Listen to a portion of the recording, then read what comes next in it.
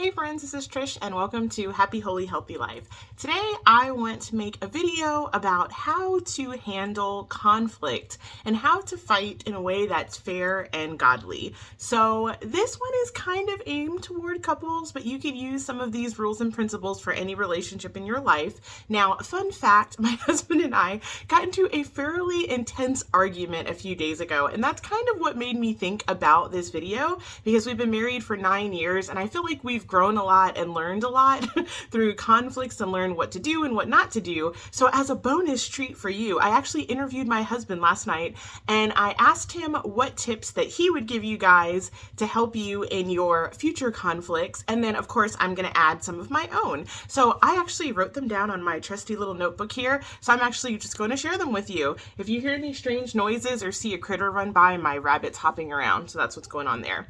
All right, so the first three are exclusively from my husband. So number one is to take a step back and a breather. So as you guys all know, whenever we are having any kind of conflict, a lot of times our emotions kind of go bananas. And when our emotions are crazy, then a lot of times we end up doing things that we regret. So if you recognize you're in a super heightened state of emotion, just ask your, person, whoever you're having an argument with, if you guys could maybe come back and revisit the conversation in a few minutes. Now, don't let this be like a 5-year break from the conversation, but sometimes just a few minutes will be enough. Other times it might take an hour or so.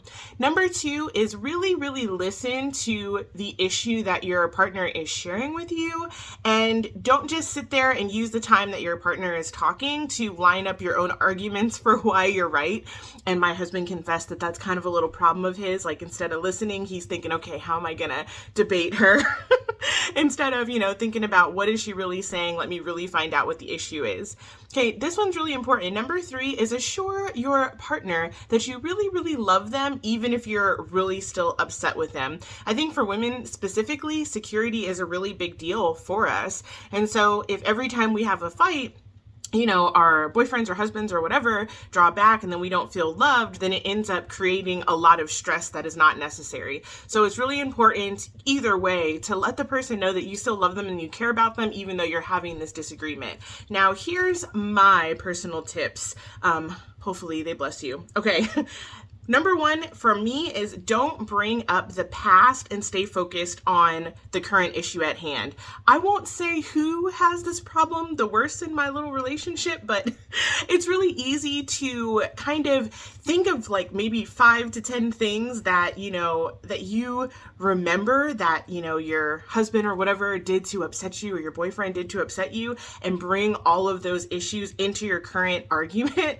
But the thing that happens whenever you bring up the past and incorporate past problems or past issues into the current situation is that your actual real problem doesn't end up getting solved, and you just end up going round and round. Then you start arguing about things from the past instead of focusing on the current issue. So let's say, if I tell my husband to go to the grocery store and get milk and he doesn't, and then I bring up, do you remember those 10 times that I asked you to go to the grocery store and you didn't get something?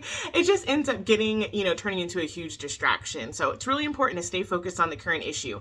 Now, in my opinion, if there is a recurring issue or problem, I think it is important to address it, maybe just not in the moment. You want to stay focused on the current conflict, but by all means, you can set aside a different time to talk about those things. So if somebody does this to you, and they're bringing up all kind of things from the past, you could say, if that's still on your heart, I'd be happy to talk with you about that, but not right now. Right now, let's just stay focused on this current issue and work through this. Then we can go back and address these other things at another time. All right. So the next one is really important, and it's kind of related. It's don't use your partner's weakness as a weapon or a quick win for an argument. Because if you do that, you might win the battle but lose the war. So whenever you're in a really close relationship with anybody, whether it's a family member or a best friend or a boyfriend or a spouse or whatever, you are going to over time come to see that person's weakness. And the definition of a weakness is something that they do not have a really good handle or control over. over. So maybe, your boyfriend or husband's weakness is, I don't know, let me think of one that's kind of common. Maybe like passivity, meaning they don't really take a lot of initiative. Maybe they're kind of sluggish. Maybe they're like, I don't know, kind of lazy or something like that.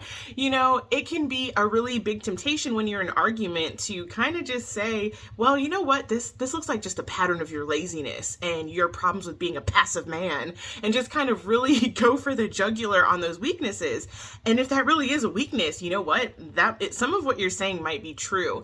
But the difference is the accuser, which is Satan, goes after our weakness with the intent to tear us down, to shame us, condemn us, and rip us apart. The Holy Spirit will address our weakness in order to build us up and help us to overcome and help us to grow. So you have to really check your own heart when you're kind of harping on somebody's weakness. Am I trying to, be someone that's a godly help in their life? Or am I really just using their weakness to sort of kind of one up them and win a battle or an argument? So it's really important to be careful with that. One other thing I would say about that too is that if you have the pattern of using somebody's weakness in arguments and fights, that person is going to be really slow to open up to you and be vulnerable to you in the future. And I've had this happen with different relationships in my life, but you kind of remember, some part of you remembers like, wow, I bared my heart to this person, I shared, and the minute they were upset with me, they brought it up and kind of threw it in my face. And then you're kind of not going to want to open up your heart to them again. So just kind of keep that in mind. And maybe if you've got somebody in your life that does that to you, you might want to let them know, that the effect that is having is making it harder for you to have a close, intimate heart relationship with them in the future. And related to that, my number 3 is to stay away from character judgments and focus on specific behaviors. So let's go back to that example of like passiveness or laziness. Instead of just saying to the person you're upset at, well, yeah, it's really clear that you're passive and you're lazy and you're just, a slug of a human. You can focus on really specific behaviors and actions that they can work on. Because if you just hit somebody's whole character, you can't necessarily change a pattern of maybe like passivity or laziness overnight, but you can talk to, your loved one and say, you know what, when we're late for church specifically, it really does upset me, and it messes up my spirit on Sunday mornings, and you can just let them know specific behaviors, because while they can't change a whole giant weakness and like character problem overnight, they can begin to work on specifics. So if there's something that your loved one is doing constantly that is really getting on your nerves, stay away from like the big picture of what's wrong with them as a person and kind of focus on what specific things are going wrong in that situation, and see if there's a way that you can work with them to kind of help them get over those things. And I have some bonus tips if you've stuck along. I hope they're worthwhile. All right. So I think one of the biggest things that goes wrong with couples is it's easy to get a me versus them attitude instead of seeing yourself as a team. So any problem that you have, you want to focus on, the we instead of just the me. And then on top of that, you want to see how can you compromise, because so frequently, at least in marriage, you might be totally opposite than your spouse in so many ways.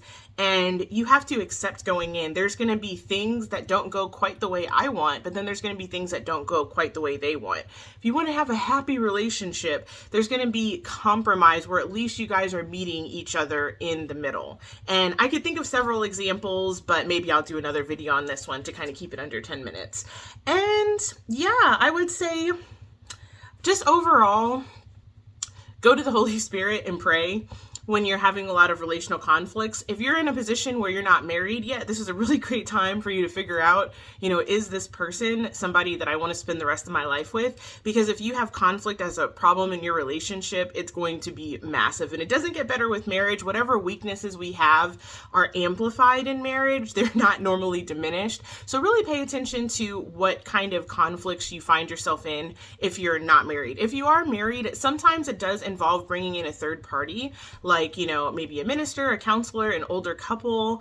And there's a lot to say about that. But if you find yourself getting stuck in the same situations over and over, it might be time to bring in some neutral parties to help you navigate it. Sometimes counseling is needed. Sometimes, more serious interventions are needed. But mostly these tips are for, just your run-of-the-mill issues that come about. But if you're having deep, serious, major conflict, if someone is really, not willing and open to change, that's going to be where you're going to want to get outside wise counsel. So hopefully those tips were helpful for you today. If you have any questions for me or any video ideas that you'd like to see, I would be happy to make them. I'll talk to you guys later and have a great day. Bye for now.